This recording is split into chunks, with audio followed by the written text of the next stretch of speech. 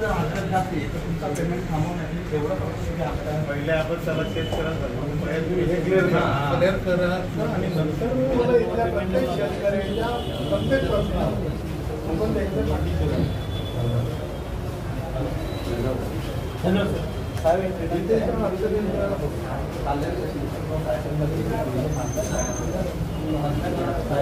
कब्जेदारांनी जर हरकत घातली तर तुमचा पेमेंट थांबवण्यासाठी एवढं फक्त आमच्या पहिले आपण त्याला चेक करत हे क्लिअर करा आणि नंतर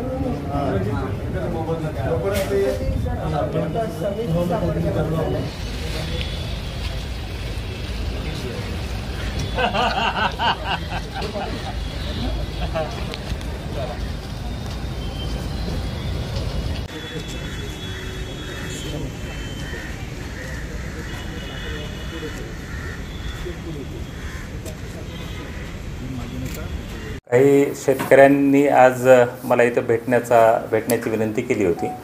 त्या अनुषंगानं सन्माननीय आमदार महोदयांनी निवेदन दिलं होतं आणि त्या निवेदनाचा मान म्हणून मी आज माझा दौराही भिवंडीला होता इथं आज. तर आज त्यांची भेट घेतली. त्यांच्या काही मागण्या आहेत. मागण्याच्या संदर्भातून विरार अलिबाग हा जो आपला मल्टीमॉडल कॉरिडॉर आहे, ज्याला महाराष्ट्र राज्य रस्ते विकास महामंडळ त्याचं विकास करते आहे, तर त्या कॉरिडॉरमध्ये किंवा त्या लाईनमध्ये अलाइनमेंटमध्ये बाधित होणारी जी 14 गावं आहेत त्या गावातल्या शेतकऱ्यांचं काही म्हणणं होतं की त्यांना काहींना फॅक्टर 1 ॲप्लिकेबल आहे, काहींना फॅक्टर 2 ॲप्लिकेबल आहे. तर त्याच्यामध्ये एक वाक्यता किंवा एक समानता असावी अशी त्यांची प्रामुख्यानं मागणी होती. आता फॅक्टर 1 आणि फॅक्टर 2 ह्या जमिनीच्या एक्झिस्टिंग लँड यूजच्या आधारे ठरवण्यात येतो.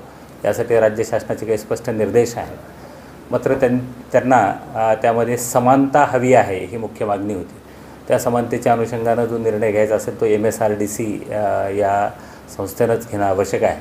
त्या संदर्भात सन्माननीय आमदार महोदय सन्माननीय पाटील साहेब यांनी माननीय उपमुख्यमंत्री महोदयाकडे या संदर्भात विनंती केली आहे. त्या संदर्भात आता जो निर्णय होईल तो महाराष्ट्र राज्य रस्ते विकास महामंडळाच्या स्तरावर होईल. हा प्रकल्पाला विरोध त्यांचा नाही असंही त्यांनी स्पष्टपणानं सांगितलं आहे. मात्र त्यांचे जे कायदेशीर प्रश्न असतील त्या कायदेशीर प्रश्नाची कायदेशीर पद्धतीनंच सोडवणूक करून त्यात पुढं जाणे हा शासनाचा स्थायीभाव आहे. मात्र त्यांच्या रास्त मागण्या ज्या असतील त्या पूर्ण केल्या जातील. त्यांच्या इतर मागण्याच्या संदर्भातही राज्य शासन योग्य तो निर्णय घेईल या दृष्टिकोनातून आज त्यांची भेट घेतलेली आहे. त्याशिवायही त्यांच्या जमीन महसुलाच्या अभिलेखाच्या संदर्भातल्या काही बाबी होत्या. त्याचंही निराकरण करण्याच्या सूचना तहसीलदार उपविभागाधिकारी यांना दिलेल्या आहेत.